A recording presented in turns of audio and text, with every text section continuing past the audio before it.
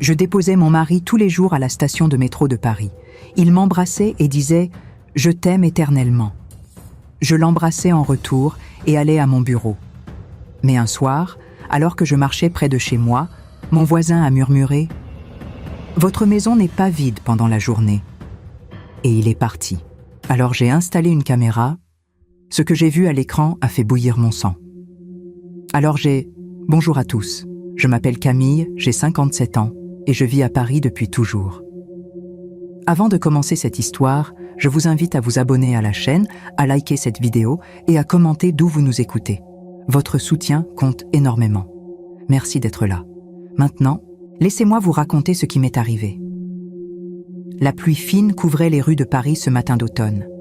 Je conduisais ma Peugeot à travers les boulevards étroits du 11e arrondissement, Antoine assis à côté de moi. Il regardait par la fenêtre, un léger sourire aux lèvres. Nous étions mariés depuis 23 ans. 23 années de routine, de tendresse, de mots doux répétés chaque matin. Je me garais toujours au même endroit, devant la station de métro Bastille. Il se tournait vers moi, prenait mon visage entre ses mains et disait « Je t'aime éternellement, mon amour ». Je souriais. Je répondais « Moi aussi ». Et je le croyais. Chaque mot, chaque geste, chaque promesse murmurée dans la douceur de l'aube parisienne. Ce matin-là ne fut pas différent. Il m'embrassa avec la même intensité que d'habitude, descendit de la voiture et disparut dans la foule qui se précipitait vers les escaliers du métro. Je le regardais partir, comme toujours, avant de redémarrer en direction de mon cabinet d'avocat, situé dans le 8e arrondissement. À 57 ans, j'étais associé principal dans un cabinet spécialisé en droit des affaires. Ma vie était structurée, prévisible, sécurisante. Je pensais que mon mariage l'était aussi. La journée fut longue. Réunions avec des clients, révision de contrats, négociations tendues. Quand je quittais le bureau, il était presque 20 heures. Le ciel était déjà sombre, les lampadaires éclairaient les trottoirs mouillés. Je décidai de rentrer à pied, comme je le faisais parfois pour décompresser. Je marchais lentement sur la rue de la Roquette, observant les vitrines des boutiques, les terrasses de café où les gens riaient autour de verres de vin rouge. L'odeur du pain chaud sortait d'une boulangerie encore ouverte. Paris sentait l'automne, le café et les feuilles mortes. C'est alors que je sentis une présence à mes côtés. Je me tournai et vis Monsieur Leclerc, mon voisin de palier. Un homme d'une 60aine d'années, toujours discret, presque invisible. En 5 ans de voisinage, nous avions à peine échangé plus de 10 phrases. Il portait un manteau gris et une écharpe noire. Son visage était tendu, comme s'il portait un poids énorme sur les épaules. Il s'approcha de moi, regarda autour de lui pour vérifier que personne ne nous écoutait, et murmura si bas que je dus me pencher pour entendre. « Votre maison n'est pas vide pendant la journée. Tous les jours, à 10 heures, elle est bien fréquentée. Faites attention. » Avant que je puisse répondre, avant que je puisse lui demander ce qu'il voulait dire, il accéléra le pas et disparut dans la foule. Je restais immobile au milieu du trottoir, les gens me contournant avec irritation. Mon cœur battait fort. Qu'est-ce qu'il voulait dire par « fréquenter » ? Qui entrait chez moi ? Pourquoi ? Mon esprit se mit à tourner à toute vitesse. Antoine était au travail toute la journée. Il enseignait la littérature dans un lycée de banlieue. Il partait à 8 heures et rentrait vers 18 heures. Nous n'avions pas d'enfants, pas de femmes de ménage qui venaient en journée. Personne n'avait les clés de chez nous, à part nous deux. Je marchais jusqu'à mon immeuble, montai les escaliers lentement, ouvris la porte de l'appartement. Antoine était assis dans le salon, regardant un documentaire sur l'histoire de la Seconde Guerre mondiale. Il leva les yeux et me sourit. « Bonsoir, chérie. Comment s'est passée ta journée ?» Sa voix était douce, chaleureuse. Je le regardais, son visage familier, ses yeux bleus que je connaissais par cœur, ses cheveux grisonnants. « Bien », répondis-je automatiquement. « Longue, mais bien. » Il se leva, m'embrassa sur la joue et retourna s'asseoir. Tout était normal, trop normal. Les mots de Leclerc résonnèrent dans ma tête comme une alarme que je ne pouvais pas éteindre. Cette nuit-là, je ne dormis presque pas. Je fixais le plafond, écoutant la respiration régulière d'Antoine à côté de moi. Qui pouvait entrer chez nous? Pourquoi Leclerc m'avait-il dit cela? Était-ce une erreur? Une confusion? Mais non. Il avait été trop précis. 10 heures, tous les jours, fréquenté. Ce mot résonnait dans mon esprit. Fréquenté par qui?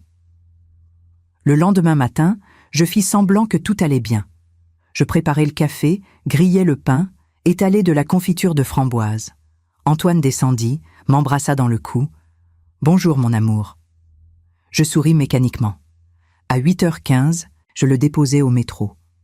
Il m'embrassa. « Je t'aime éternellement. » Ces mots qui avant me réchauffèrent le cœur sonnaient maintenant étrangement. Je répondis machinalement et le regardai partir dans la foule. Mais au lieu d'aller directement au bureau, je garai la voiture et marchai jusqu'à un magasin d'électronique sur la rue de Rivoli. Mon cœur battait vite. Je savais ce que je devais faire. J'entrai et demandai à voir les caméras de surveillance discrètes. Le vendeur, un jeune homme aux cheveux longs, me montra plusieurs modèles. « Celle-ci est minuscule, madame. On peut la cacher n'importe où. Elle se connecte directement à votre téléphone. » Je la pris. J'en achetai 3. Je payai en liquide. Je ne voulais aucune trace. Je rentrai chez moi. Mes mains tremblaient en installant les caméras. Une dans la bibliothèque du salon, cachée entre les livres. Une deuxième dans la cuisine, derrière l'horloge murale. La troisième dans le couloir, avec vue directe sur la porte d'entrée. Je téléchargeai l'application, connectais les caméras. Tout fonctionnait parfaitement. L'image était nette, le son clair. Je me sentis malade. Partie de moi espérait que Leclerc se trompait, que c'était une erreur, que mon mari de 23 ans n'avait rien à cacher. Mais une autre partie de moi savait déjà, savait que quelque chose n'allait pas, que les mots « je t'aime éternellement » répétés chaque matin étaient peut-être un mensonge. Je quittai la maison et allai au bureau, mais je ne pouvais pas me concentrer. Les minutes passaient comme des heures. À 9h50, j'ouvris l'application sur mon téléphone. Mon cœur battait si fort que j'avais l'impression qu'il allait exploser. 10 heures arrivèrent. L'écran montrait la porte d'entrée. Vide. Silence. 5 minutes passèrent. Rien. Peut-être que Leclerc s'était trompé après tout. Et puis, à 10h07, j'entendis un son. Le bruit d'une clé dans la serrure. Mon sang se glaça. La porte s'ouvrit. 2 femmes entrèrent. Jeunes, élégantes, la trentaine peut-être. La première avait les cheveux blonds coupés courts, portait un manteau beige et des talons hauts. La seconde était brune, vêtue d'un blouson de cuir noir et d'un jean slim. Elles parlaient en français, riaient, complètement à l'aise, comme si elles étaient chez elles. Mon cœur s'arrêta. Je fixais l'écran de mon téléphone, assise à mon bureau, incapable de bouger. Qui étaient ces femmes? Comment avaient-elles les clés de mon appartement? La blonde retira ses chaussures dans l'entrée, posa son sac sur la console. « J'ai tellement besoin d'une douche », dit-elle en français. Sa voix était claire, jeune, insouciante. La brune alla directement à la cuisine. J'entendis le bruit de la porte du réfrigérateur qui s'ouvrait. « Il y a des croissants », dit-elle avec excitation. « Tu veux du café ?» La blonde répondit depuis le couloir. « Oui, s'il te plaît. Je vais me laver rapidement. » J'entendis l'eau couler dans la salle de bain. Ma salle de bain, mon savon, mes serviettes. Pendant ce temps, la brune préparait du café dans ma cuisine, utilisait mes tasses, mangeait mes croissants achetés la veille au marché. Elle s'assit à la table, sortit son téléphone et se mit à scroller tranquillement, comme si de rien n'était. 15 minutes plus tard, la blonde sortit de la salle de bain, une serviette enroulée autour du corps. Elle alla dans le salon, ouvrit son sac et en sortit des vêtements. Elle se changea là, devant la caméra, sans gêne. Elle enfila une robe noire, se maquilla en utilisant un petit miroir de poche. La brune la rejoignit avec 2 tasses de café. Elles s'assirent sur mon canapé et discutèrent. « Tu as un rendez-vous à quelle heure ?» demanda la brune. « Midi, » répondit la blonde. « J'ai le temps. Et toi ?»« 13h. On est bien ici, franchement. »« C'est pratique. »« Pratique !» Ce mot me transperça. Mon appartement était devenu un point de passage pour des inconnus. Un vestiaire privé. Un café gratuit. Je restai figé, regardant l'écran. Ma collègue de travail, maître Dubois, passa devant mon bureau. « Camille, ça va ? Tu es toute pâle. » Je levai les yeux, tentai de sourire. « Oui, oui, juste un peu fatiguée. » Elle hocha la tête et continua son chemin. Je baissai à nouveau les yeux sur mon téléphone. Les deux femmes étaient toujours là, riant, buvant mon café, utilisant mon espace comme si c'était le leur. À 11h30, elles se levèrent, rangèrent leurs affaires, remirent leurs chaussures. La blonde vérifia son rouge à lèvres dans le miroir de l'entrée. « On se voit demain », demanda la brune. « Peut-être, je te dirai. » Elles sortirent, fermèrent la porte à clé derrière elles. Le silence retomba dans l'appartement. Je restai assise là, tremblante, essayant de comprendre ce qui venait de se passer. Qui leur avait donné les clés? Antoine? Mais pourquoi? Quel était le lien entre lui et ces femmes? Je sentis la nausée monter. Je fermai l'application, posai le téléphone sur mon bureau et me forçai à respirer. Il fallait que je sache plus. Il fallait que je reste calme. Je ne pouvais rien dire à Antoine. Pas encore. Pas avant de comprendre toute l'étendue de ce qui se passait. Le soir, quand je rentrai à la maison, Antoine était déjà là, préparant le dîner. L'odeur des oignons caramélisés remplissait la cuisine. « Bonsoir, chérie », dit-il en m'embrassant. « J'ai fait ta tarte préférée, au poireau et au fromage de chèvre. » Il souriait, détendu, heureux. Je le regardais.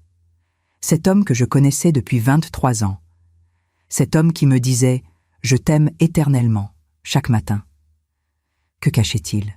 « Merci », dis-je doucement. Nous mangeâmes en silence. Il me parla de sa journée au lycée, d'un élève brillant qui avait écrit un essai remarquable sur Camus. Je hochai la tête, fis semblant d'écouter. Mais dans ma tête, je revoyais les deux femmes dans mon salon. Leur rire, leur aisance, leur familiarité avec mon espace. Cette nuit-là, je me tournais et retournais dans le lit. Antoine dormait profondément à côté de moi. Je le regardais dans la pénombre, son visage paisible, ses mains posées sur la poitrine. Qui était-il vraiment? Après toutes ces années, le connaissais-je seulement? Le lendemain matin, mardi, la routine recommença. Je le déposai au métro. Il m'embrassa. « Je t'aime éternellement. » Je souris. Moi aussi. Mensonge. Les mots étaient vides maintenant, creux. Je partis pour le bureau, mais cette fois, j'étais préparée. À 10h, j'ouvris l'application. À 10h05, la porte s'ouvrit à nouveau. Mais cette fois, ce n'étaient pas les deux femmes de la veille. C'était une autre. Une rousse avec des tatouages sur les bras, portant un perfecto noir et des bottines à clous. Elle entra seule, ferma la porte derrière elle, retira sa veste. Elle alla directement à la salle de bain. J'entendis l'eau couler. Elle prit une douche, se lava les cheveux, utilisa mes produits. 20 minutes plus tard, elle sortit, s'habilla, se maquilla devant le miroir du salon.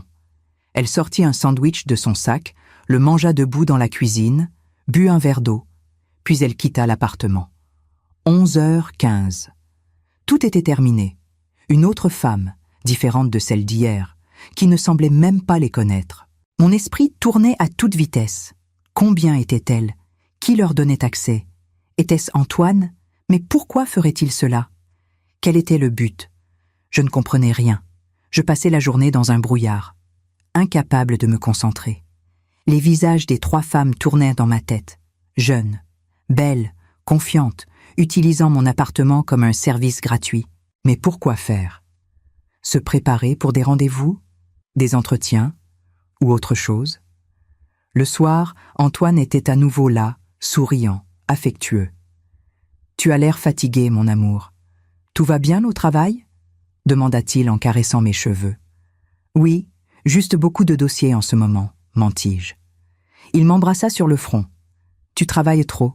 Tu devrais te reposer. » Mercredi arriva, le 3e jour. Je déposai Antoine au métro. Même rituel, même baiser, même mensonge. Je t'aime éternellement. Je partis pour le bureau, le cœur lourd. À 10h, j'ouvris l'application. Cette fois, j'étais prête à tout. À 10h03, la porte s'ouvrit. Les trois femmes entrèrent ensemble. La blonde, la brune et la rousse. Elles se connaissaient. Elles riaient, parlaient fort, semblaient être amies. « On a le temps aujourd'hui », dit la blonde. « Il vient vers 10h30. » Mon sang se glaça. Il ? Qui était il ? Mon cœur commença à battre si fort que j'entendis le pouls dans mes oreilles. Elles s'installèrent dans le salon. La brune prépara du café pour tout le monde. Elles discutèrent de choses banales, du temps, d'un film qu'elles voulaient voir, d'un restaurant qui venait d'ouvrir près des Champs-Élysées. Puis, à 10h27, j'entendis le bruit de la clé dans la serrure. La porte s'ouvrit. Antoine entra. Mon monde s'effondra. Antoine entra dans l'appartement avec un sourire détendu. Il portait son manteau gris, celui que je lui avais offert pour son anniversaire l'année dernière. Il retira son écharpe, la posa sur le porte-manteau. « Bonjour, mes beautés », dit-il d'une voix chaude, presque affectueuse. Les trois femmes se levèrent. La blonde s'approcha de lui, l'embrassa sur la bouche. Pas un baiser rapide, un vrai baiser, profond, intime. Mon estomac se tordit. Il se tourna vers la brune, passa sa main dans ses cheveux, l'embrassa aussi, puis la rousse, chacune son tour, comme un rituel bien rodé. Elles riaient, le touchaient, parlèrent toutes en même temps. « Tu es en retard », dit la rousse en souriant. « J'ai eu un imprévu au lycée », répondit-il, « mais je suis là maintenant. » Il retira sa veste, s'assit sur le canapé. Les trois femmes s'installèrent autour de lui, la blonde à sa droite, la brune à sa gauche, la rousse assise par terre entre ses jambes. Je regardais l'écran de mon téléphone, assise dans les toilettes de mon cabinet. J'avais fermé la porte à clé. Mes mains tremblaient tellement que je devais tenir le téléphone à deux mains. Des larmes coulaient sur mes joues, mais je ne faisais aucun bruit. Je ne pouvais pas détourner les yeux. Je devais voir. Je devais savoir jusqu'où allait cette trahison. « Vous avez été sage cette semaine ?» demanda Antoine en caressant les cheveux de la blonde. « Toujours », répondit-elle en riant. « On adore venir ici. C'est notre petit refuge. » Il sourit. « Je suis content. Vous méritez un endroit confortable. » La brune se leva, alla à la cuisine, revint avec une bouteille de vin et 4 verres. Elle servit tout le monde. Ils trinquèrent. « À nous », dit Antoine. « À nous », répétèrent les trois femmes en chœur. Ils burent, discutèrent. Antoine racontait des anecdotes sur ses élèves, les faisait rire. Il était charmant, drôle, attentionné, exactement comme il était avec moi. Les mêmes gestes, les mêmes expressions, les mêmes mots doux. « Tu es magnifique », disait-il à la blonde en touchant son visage.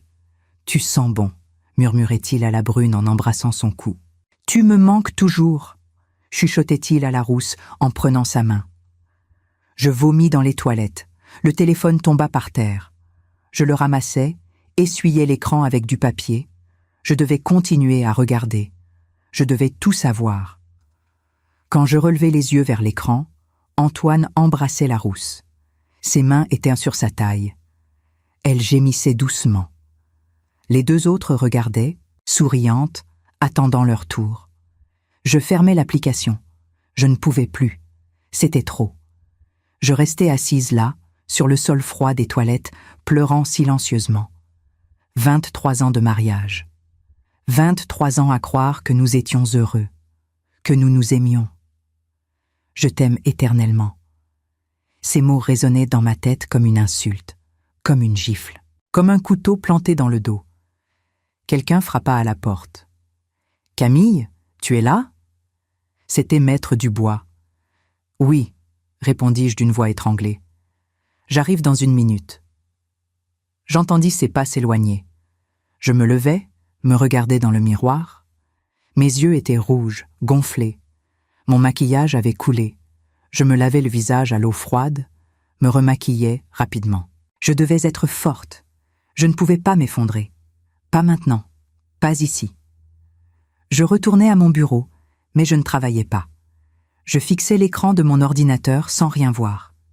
Mon esprit était ailleurs, dans mon appartement, avec mon mari et ses 3 maîtresses, car c'était bien ce qu'elles étaient, n'est-ce pas? Ces maîtresses, ces amantes, ces mensonges incarnés. Mais quelque chose ne collait pas. Pourquoi leur donnait-il accès à l'appartement même quand ils n'étaient pas là? Pourquoi les laissait-il utiliser la maison comme un vestiaire? Quel était le but?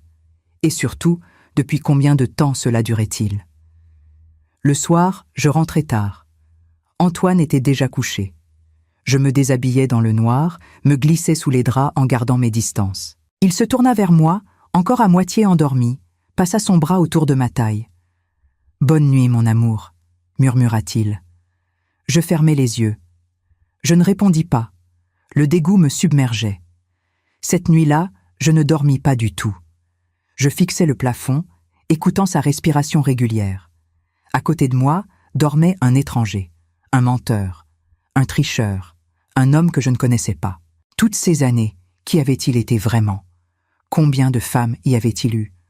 Combien de mensonges avait-il tissés? Les larmes coulaient sur mes tempes, mouillaient l'oreiller. Mais je restais silencieuse. Je ne voulais pas qu'il sache, pas encore. J'avais besoin de réfléchir, de planifier, de décider quoi faire.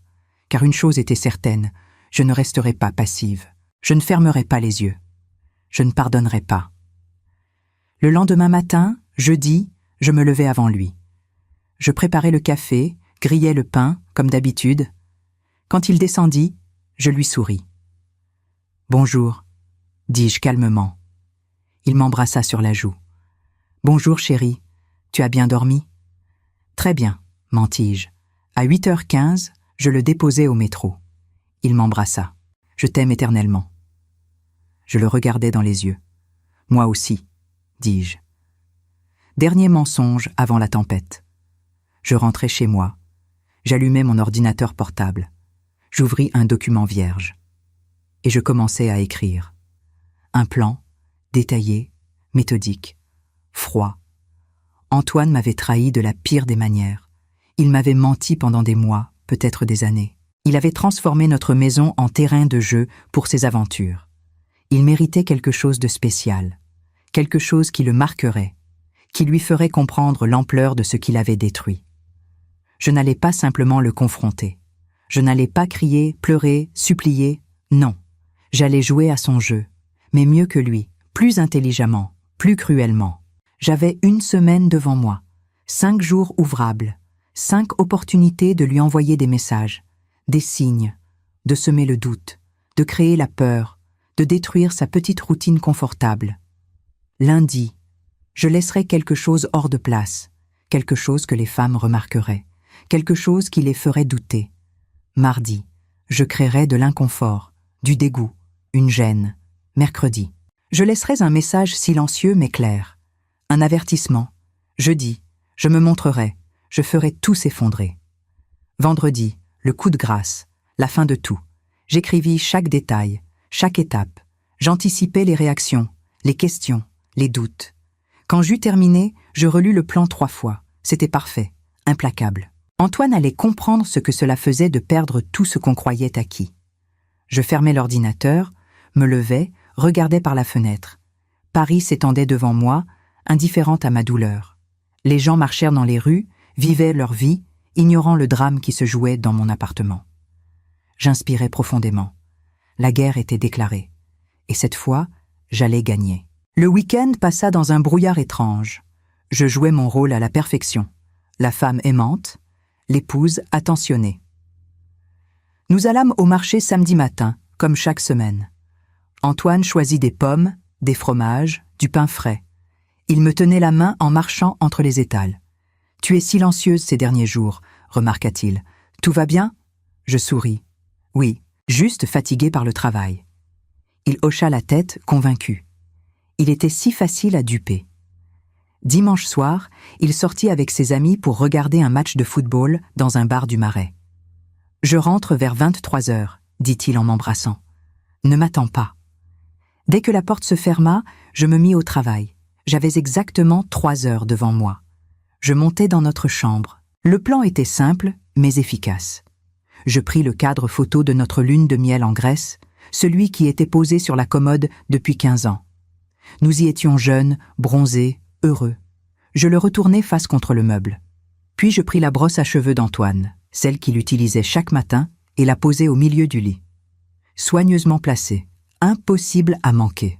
Je sortis une de ses chaussettes sales du panier à linge et la glissai sous son oreiller, juste assez visible pour qu'on la remarque. Des petits détails, anodins pour quelqu'un qui vivait ici, mais étranges pour des visiteuses, des choses qui feraient naître des questions. Pourquoi la photo est-elle retournée? Qui a laissé cette brosse-là? Est-ce que quelqu'un d'autre vient ici? Le doute. C'était tout ce dont j'avais besoin. Planter la graine du doute. Je redescendis, m'assis sur le canapé et attendis. Antoine rentra à 23h15, légèrement ivre, sentant la bière. « Tu es encore debout ?» demanda-t-il en retirant sa veste.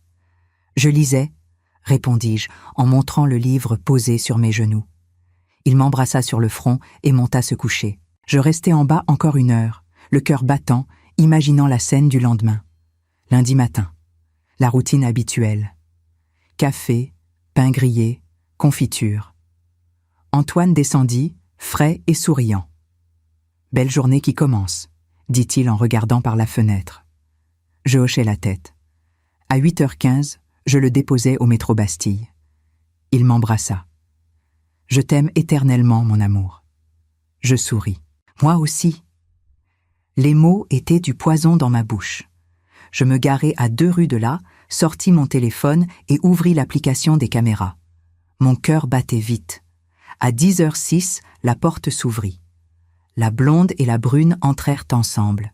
Elles parlèrent de leur week-end. « J'ai rencontré quelqu'un samedi soir », disait la brune. « Il était sublime. » La blonde riait. « Tu dis ça de tous les hommes que tu rencontres. » Elles retirèrent leurs chaussures, posèrent leurs sacs.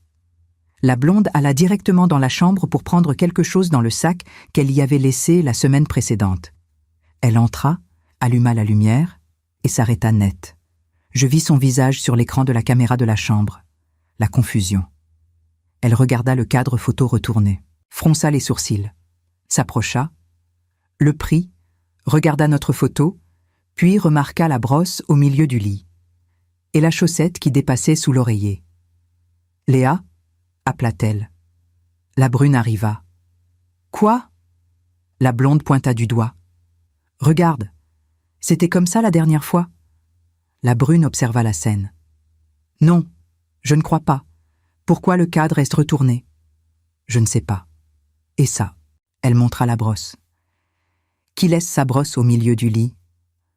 Le silence tomba entre elles. Je voyais leur visage tendu, inquiet. « Tu crois que sa femme sait quelque chose ?» murmura la brune.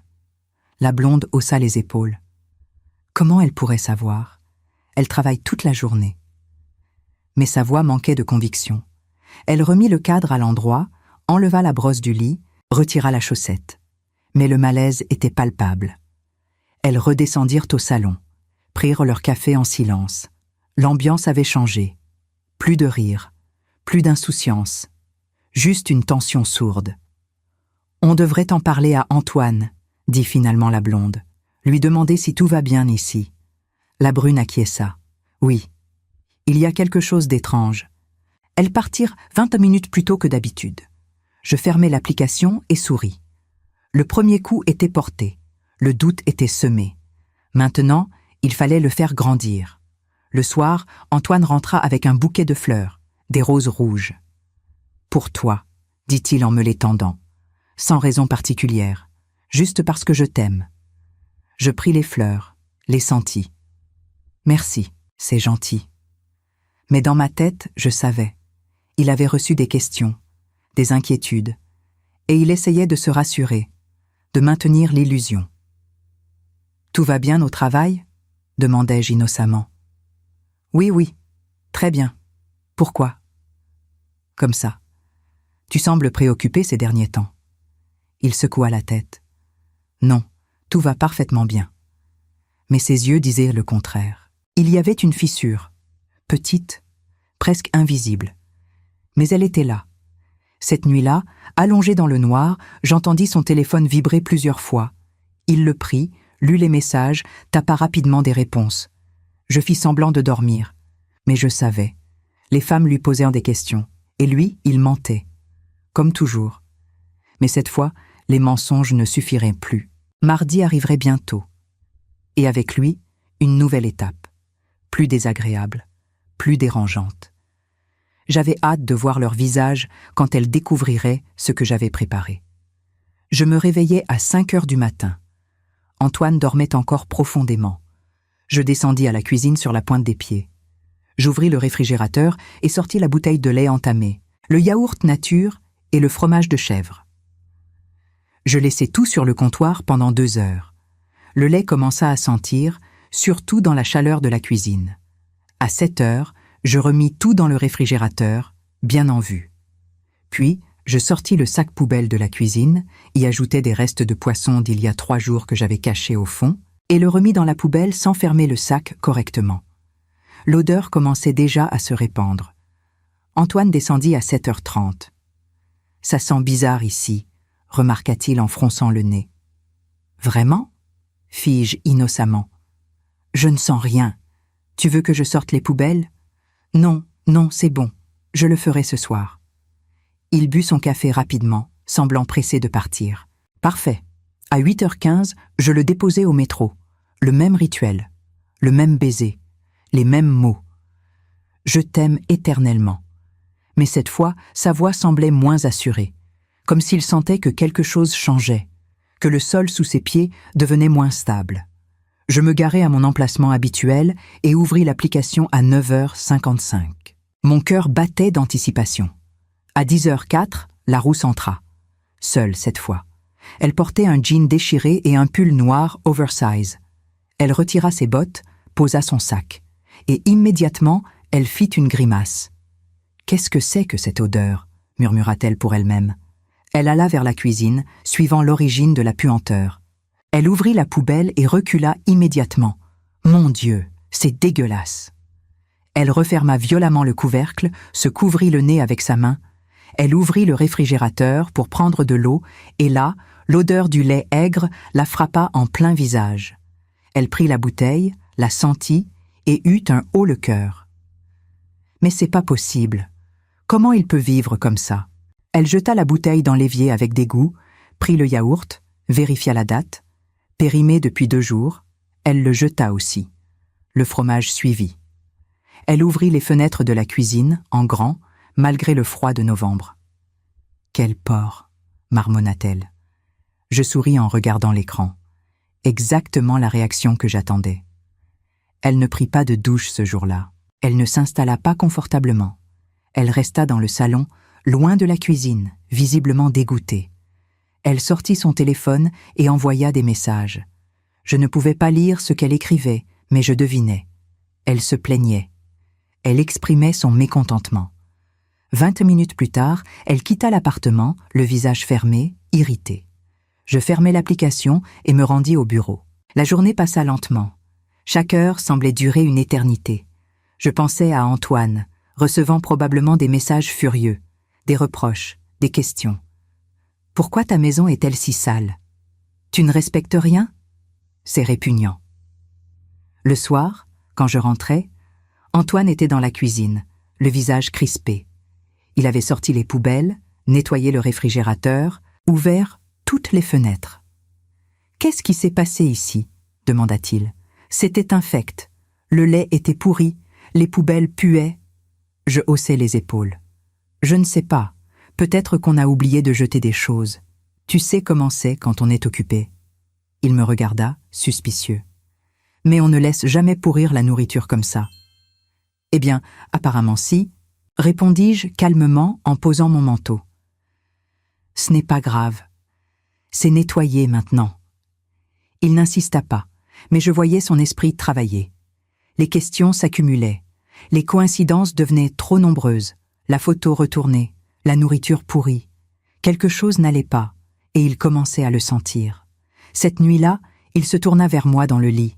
« Camille, tu es sûre que tout va bien ?» demanda-t-il doucement. « Oui, » répondis-je sans le regarder. « Pourquoi cette question ?»« Je ne sais pas.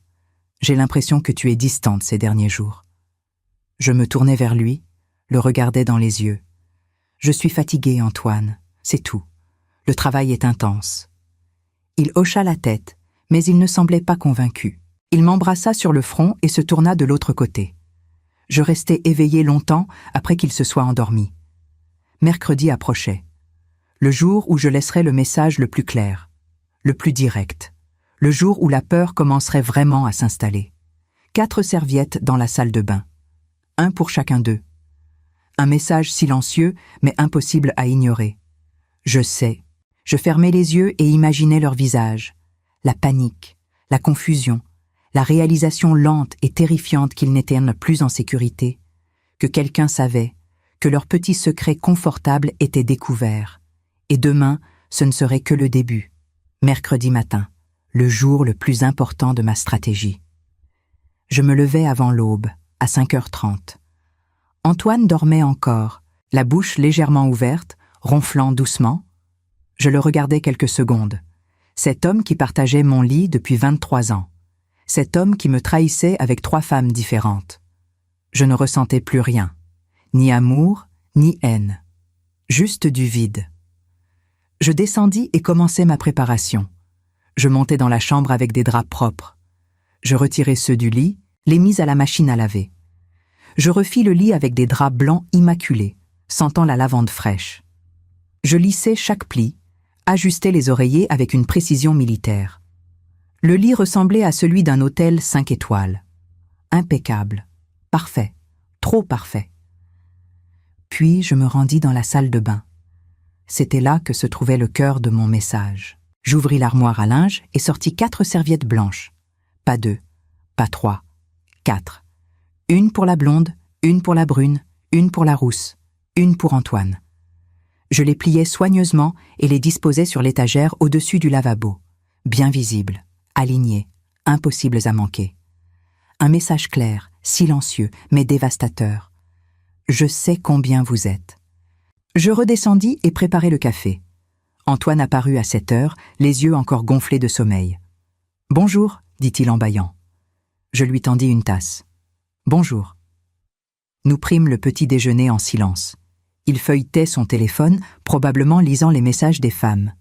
Je mangeais mon pain grillé tranquillement, savourant chaque bouchée. C'était mon dernier petit déjeuner avec lui en tant qu'épouse ignorante. Demain, tout changerait. À 8h15, je le déposai au métro. Il m'embrassa. « Je t'aime éternellement. » Je le regardai droit dans les yeux. « Je sais, » répondis-je. Il fronça les sourcils, confus par ma réponse étrange. Mais la porte du métro se referma avant qu'il puisse demander quoi que ce soit. Je le regardais disparaître dans la foule, peut-être pour la dernière fois. Je retournai à la voiture et attendis. 9h55. J'ouvris l'application. Mon cœur battait plus fort que les jours précédents. Aujourd'hui, tout allait basculer. À 10h02, la porte s'ouvrit. Les 3 femmes entrèrent ensemble. La blonde, la brune et la rousse. Elles parlaient fort, animées. « Il m'a dit qu'il arrangerait tout », disait la blonde, « qu'il n'y avait rien d'inquiétant. »« Tant mieux », répondit la brune, « parce que franchement, lundi et mardi, c'était bizarre. » Elles retirèrent leurs chaussures, posèrent leurs sacs. La rousse alla directement à la salle de bain. J'entendis l'eau couler. Quelques secondes de silence, puis sa voix, forte, alarmée. « Les filles, venez voir ça !» La blonde et la brune accoururent. Je voyais leurs 3 silhouettes dans le cadre de la caméra du couloir, serrées dans l'embrasure de la porte de la salle de bain. « Qu'est-ce que c'est que ça ?» demanda la rousse en pointant les 4 serviettes. La blonde s'approcha, les compta. 1, 2, 3, 4. Sa voix était blanche. « Pourquoi 4 serviettes ?»« Il y en a toujours 2, dit la brune. « Ou aucune, jamais 4. » Le silence tomba. Lourd, épais. Je voyais leur visage sur l'écran. La confusion cédait lentement la place à la peur. « Vous pensez que... » commença la rousse sans finir sa phrase. « Que sa femme sait, » termina la blonde. « Comment elle pourrait savoir? Elle n'est jamais là. » Mais sa voix tremblait. Elle n'y croyait pas elle-même. « Les choses bizarres depuis lundi, » murmura la brune. « La photo retournée, la nourriture pourrie, et maintenant ça. Ce n'est pas une coïncidence. » La rousse sortit son téléphone. « J'appelle Antoine. » Elle composa le numéro, mit le haut-parleur. Ça sonna 4 fois avant qu'il réponde. « Allô ?» Sa voix était prudente. « Antoine, c'est nous. On est chez toi. Il y a 4 serviettes dans la salle de bain. 4. Silence à l'autre bout, puis « Quoi ?» 4 serviettes blanches, bien pliées, alignées, comme si quelqu'un savait qu'on est 4 à venir ici. J'entendis Antoine respirer fort dans le téléphone. C'est impossible. Camille ne sait rien. Tu en es sûre ? Demanda la blonde, la voix dure. Parce que ça ressemble beaucoup à un message. Je vais rentrer. Restez là. Je vais régler ça. Il raccrocha. Les 3 femmes se regardèrent. La panique était visible sur leurs visages. On devrait partir, dit la rousse. Non, répondit la blonde. On attend. Je veux des explications. Elles descendirent au salon, s'assirent, tendues, silencieuses. Personne ne rit, personne ne prépara de café. Elles attendaient juste, figées dans l'inconfort et l'inquiétude. 15 minutes plus tard, j'entendis la clé dans la serrure. Antoine entra, essoufflé, le visage rouge. « Vous êtes encore là ?» demanda-t-il. « Évidemment », répondit la blonde en se levant. « Explique-nous, les serviettes, les trucs bizarres depuis lundi. Qu'est-ce qui se passe ?» Antoine monta à l'étage. Je le suivis sur la caméra de la chambre. Il entra dans la salle de bain, regarda les 4 serviettes. Son visage devint livide. Il les toucha, les compta. Je voyais ses mains trembler. Il redescendit lentement.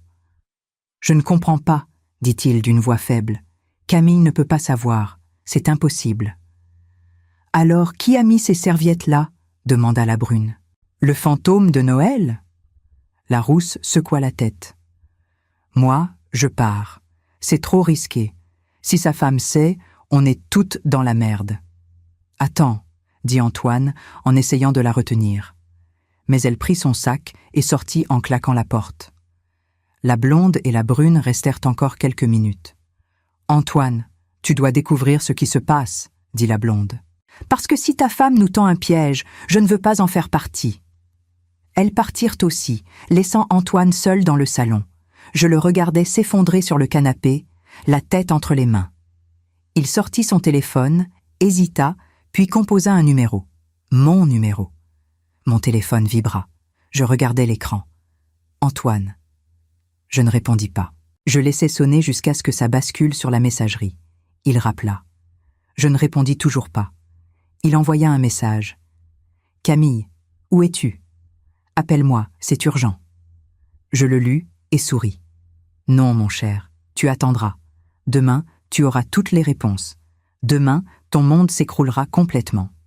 Jeudi matin, le jour de la vérité. Je me réveillai à 6 heures, calme, déterminé. Antoine était déjà debout, marchant nerveusement dans la chambre. Il n'avait presque pas dormi. Je l'avais entendu se tourner et se retourner toute la nuit, consulter son téléphone des dizaines de fois. « Tu es réveillé », dit-il en me voyant ouvrir les yeux. « Oui. » Je me levai, enfilai ma robe de chambre. « Camille, il faut qu'on parle », commença-t-il. « De quoi ?» demandai-je innocemment. « De nous, de ce qui se passe. » Je le regardais calmement. « Rien ne se passe, Antoine. Tout va bien. » Il secoua la tête. « Non, quelque chose ne va pas, je le sens. » Je descendis sans répondre. Je préparais le café comme chaque matin. Il me suivit dans la cuisine, agité. « Tu as remarqué des choses bizarres à la maison ces derniers jours ?» demanda-t-il. « Bizarres comment ?»« Je ne sais pas. Des objets déplacés, de la nourriture périmée. » Je haussai les épaules. « Non. Pourquoi ? Tu deviens paranoïaque ?» Il me fixa longtemps, cherchant quelque chose dans mon regard, mais je restais impassible. « Peut-être, » finit-il par dire. À 8h15, je pris mes clés. « Tu ne me déposes pas ce matin ?» demanda-t-il surpris. « Si, bien sûr. Viens. » Nous montâmes dans la voiture. Le trajet se fit dans un silence pesant. Je le déposai au métro Bastille. Il se pencha pour m'embrasser, mais j'esquivai légèrement, et ses lèvres touchèrent ma joue plutôt que ma bouche. Il fronça les sourcils. « À ce soir, » dis-je simplement. Il sortit de la voiture, confus, inquiet. Je le regardais disparaître dans la station de métro. Mais je ne partis pas. Je garai la voiture 2 rues plus loin et attendis. À 8h30, je sortis mon téléphone et appelai mon assistante. « Bonjour, Sophie. Je ne viendrai pas aujourd'hui. Je ne me sens pas bien. Annule tous mes rendez-vous. »« D'accord, maître. Soignez-vous bien. » Je raccrochai. Je marchai jusqu'à l'immeuble, entrai par la porte de service à l'arrière que seuls les résidents connaissaient. Je montai par l'escalier de secours jusqu'au 5e étage. J'ouvris la porte de mon propre appartement avec ma clé. Le silence m'accueillit. Je fermai doucement derrière moi et me dirigeai vers le dressing de la chambre. Grand, profond, rempli de vêtements. Je laissai la porte entr'ouverte pour pouvoir voir et entendre. Et j'attendis. Mon cœur battait fort, mes mains tremblaient légèrement. Dans 1 heure, peut-être moins, tout serait terminé. Le mensonge prendrait fin, les masques tomberaient. Je respirai profondément, essayant de calmer mes nerfs. J'entendis l'horloge du salon sonner 9 heures. Puis 10 heures. Quelques minutes passèrent. Puis j'entendis la clé dans la serrure. La porte s'ouvrit. Des pas. Je reconnus immédiatement sa démarche. Antoine, mon mari, chez lui, alors qu'il était censé être au lycée, à enseigner Molière à des adolescents. Il retira son manteau, le posa sur le porte-manteau. Il semblait nerveux, regardant autour de lui comme s'il cherchait quelque chose. Il monta à l'étage, entra dans la salle de bain. J'entendis l'armoire s'ouvrir. Il vérifiait les serviettes, probablement. Puis, il redescendit. 10 minutes plus tard, la porte s'ouvrit à nouveau. Une voix féminine. Jeune, douce. « Antoine, tu es là ?»« Oui, entre. » Une femme entra. Je ne la connaissais pas. Ce n'était ni la blonde, ni la brune, ni la rousse. Une 4e. Ou une 5e. Combien était-elle en réalité? Elle avait des cheveux châtains, portait une robe fleurie et des ballerines.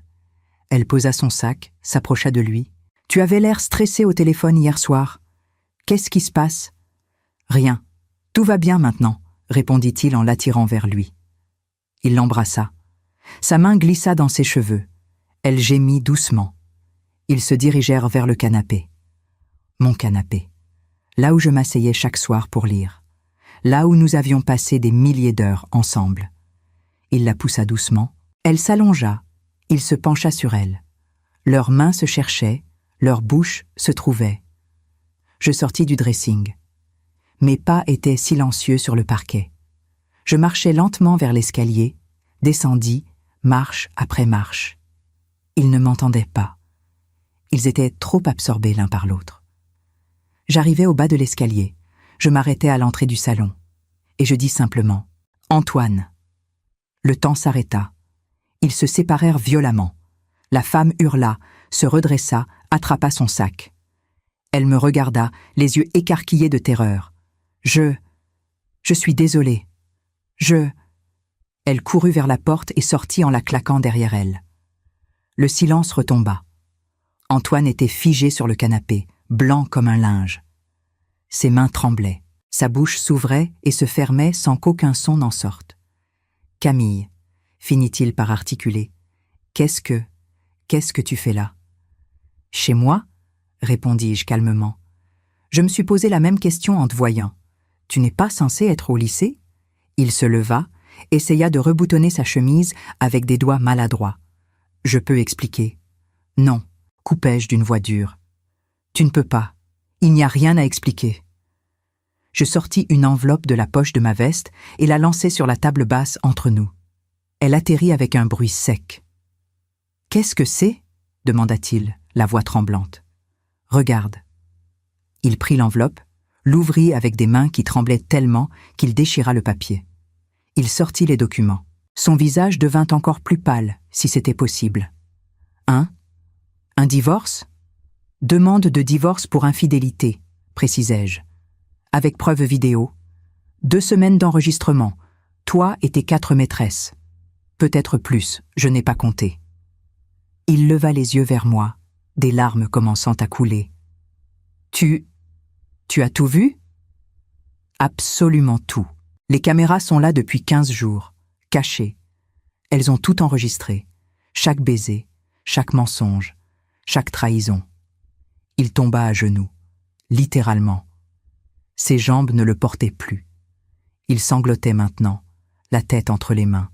« Camille, je t'en supplie, pardonne-moi, c'était une erreur. Je t'aime tellement. Tais-toi, dis-je froidement. Ne prononce plus jamais ces mots. Tu ne sais pas ce que signifie aimer. Tu ne l'as jamais su. S'il te plaît, donne-moi une chance. Je vais changer. Je vais tout arrêter. » Il rampa vers moi, essaya de toucher mes jambes. Je reculai. « Ne me touche pas. Plus jamais. » Ma voix était calme mais glaciale. « Tu as jusqu'à demain midi pour quitter cette maison. Prends tes affaires et va-t'en. » « Non, non, Camille. C'est notre maison. C'était notre maison. Maintenant, c'est la mienne. »« Et si je refuse ?» demanda-t-il, un éclair de défi dans les yeux malgré les larmes. Je souris. Un sourire froid, sans joie. « Alors je poste les vidéos en ligne. Je les envoie à la directrice de ton lycée, à tes collègues, à ta mère, à tous nos amis. Le monde entier saura quel genre d'homme tu es vraiment. » Son visage se décomposa complètement. « Tu ne ferais pas ça. Et c'est moi. » Je sortis de l'appartement sans me retourner. Derrière moi, j'entendais Antoine sangloter, appeler mon nom, supplier. Mais je ne me retournai pas. Je descendis les escaliers, sortis de l'immeuble et marchai dans les rues de Paris. L'air froid de novembre me gifla le visage. Je respirais profondément.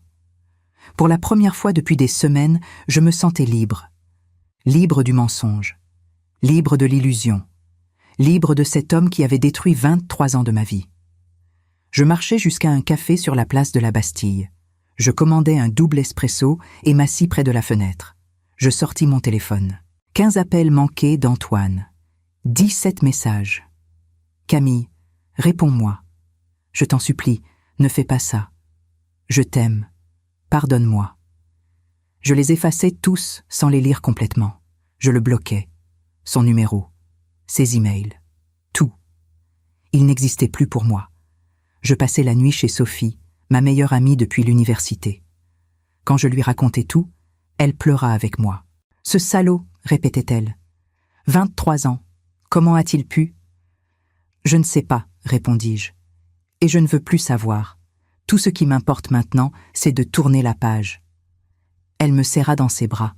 « Tu es la femme la plus forte que je connaisse. » Vendredi matin, le jour final. Je me réveillai à 7 heures dans le canapé de Sophie. Je me préparais, enfilai un tailleur noir, me maquillais soigneusement. Aujourd'hui, je devais être impeccable, implacable. À 9 heures, j'avais rendez-vous avec Maître Rousseau, la meilleure avocate en divorce de Paris. Une femme de 60 ans, redoutable, qui ne perdait jamais ses procès. Je lui montrai tout.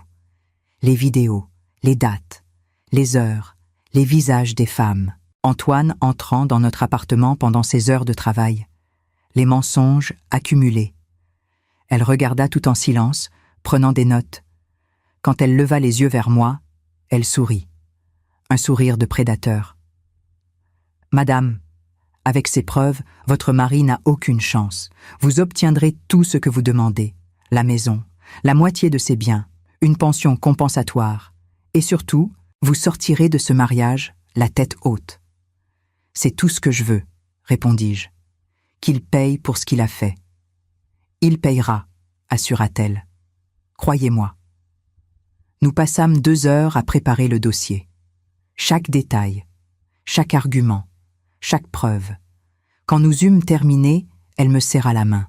« Le divorce sera prononcé dans 3 mois maximum. En attendant, je vais demander une ordonnance de non-réintégration du domicile conjugal. Il ne pourra plus mettre les pieds chez vous. » Je quittai son cabinet à midi. Le soleil perçait enfin les nuages gris.